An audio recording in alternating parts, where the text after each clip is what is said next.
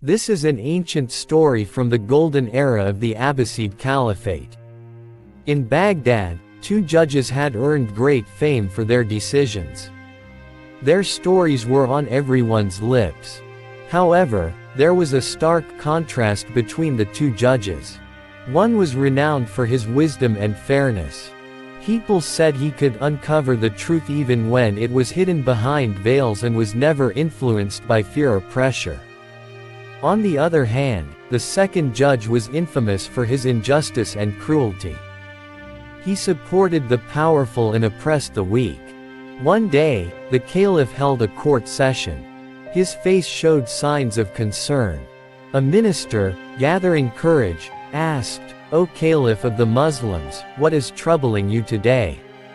The Caliph replied, "The matter is that both judges in Baghdad are tasked with upholding justice and ensuring fairness for the oppressed, while restraining oppressors. However, people praise one judge and curse the other. I want to know why this is. What qualities enable one judge to maintain justice and peace, while the other destroys the kingdom's harmony?" The Caliph decided to investigate. Disguised as an Arab merchant, he set out to learn the truth about these two judges. The unjust judge. At dawn, the Caliph arrived at the mansion of the infamous judge. Disguised, no one recognized him. As the sun rose, people began gathering, and soon the mansion was crowded. When the guards arrived, they informed the judge. The judge emerged from his house with an air of arrogance, his demeanor harsh. Shortly after, three young men were dragged in by the guards. The judge glared at them and roared, "I have been looking for these criminals for a long time. They are mischief makers, spreading evil throughout Baghdad. They deserve to be executed." Without investigating further, the judge ordered them to be flogged with 40 lashes each and then imprisoned. Before the punishment was completed, over 50 respectable citizens, including scholars and merchants, came forward to testify to the innocence of the young men. However, the judge dismissed their pleas and upheld his ruling. Disheartened and enraged, the caliph left, resolving to visit the second judge. The just judge. The next day, the caliph rode to the town where the second judge, known for his justice, resided. At the city gates, the caliph encountered a lame beggar dressed in tattered clothes. Feeling pity, the caliph gave him some coins. The beggar thanked him and asked for one more favor, to be taken to the market on the caliph's horse. The caliph agreed and helped him mount the horse.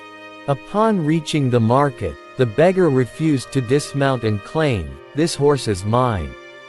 Shocked, the caliph denied the claim, but the beggar began shouting, accusing the caliph of trying to steal his horse.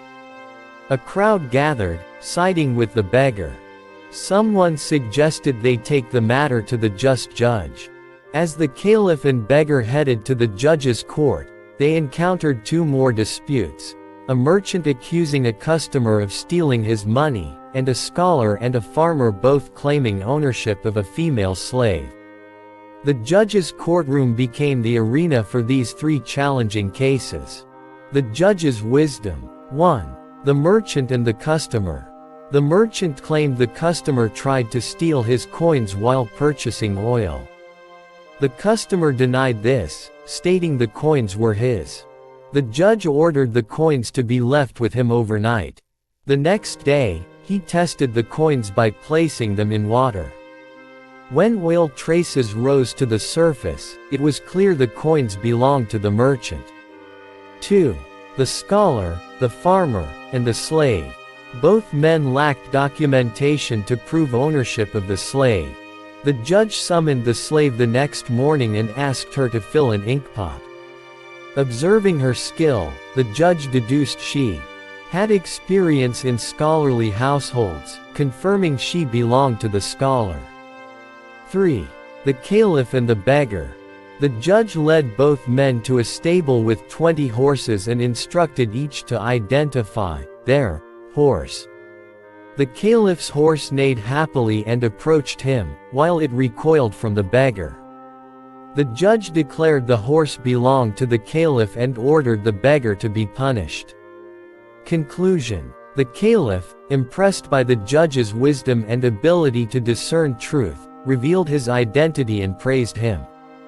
The judge humbly replied, "This is not my doing, but the guidance of the Almighty." The caliph appointed him to a higher position, ensuring justice for all in the kingdom.